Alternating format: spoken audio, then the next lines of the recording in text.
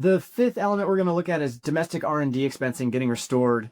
So thinking, research and development, like that's just for tech people, right? No, not so. If you improve products, if you develop software, if you're doing market research, this can apply to you. Check in with your accountant.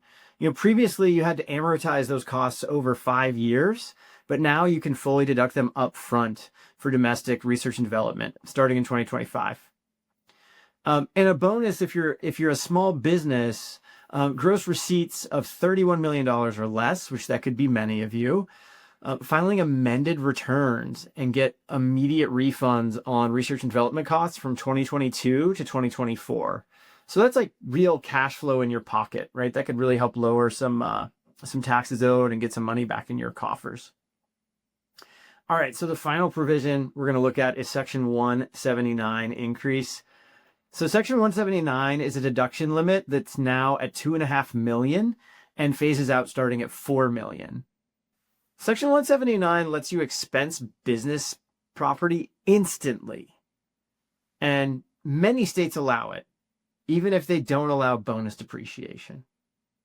So think of it similar to what's going on with bonus depreciation, but it's an immediate expense, and most states go along with the same rule. Of course, double check with your accountant to see who does what with which state and which is better for you, bonus depreciation or Section 179, to see what you should do.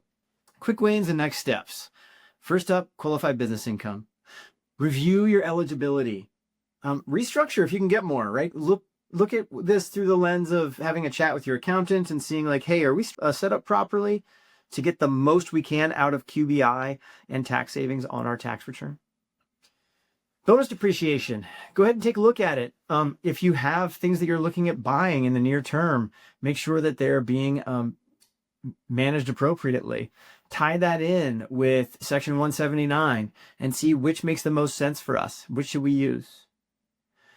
Next from there, if you have qualified small business stock, if that's something you've been thinking about, if you're planning on selling your business in the next 5 to 7, 10 years, and you have currently are an LLC or an S Corp, anything other than a C Corp, and you have a big valuation that you could sell for in the future, could be worth looking at the math of, does it make sense to become a C Corp and go for Section 1202 and get that tax-free gain when you sell? From there, R&D. Go ahead and look at the R&D and see, like, is there anything that we have done from an R&D standpoint that we could be writing off faster? And ultimately, realize that these things don't live in a vacuum. They're operating based on the life that you're living and trying to build. Most small business owners, their business is them and they are their business. So what do you ultimately want to get out of the business, and what do you want to give to the business? Make sure that they're aligned, and then let's use the tax code to help you optimize as best we can.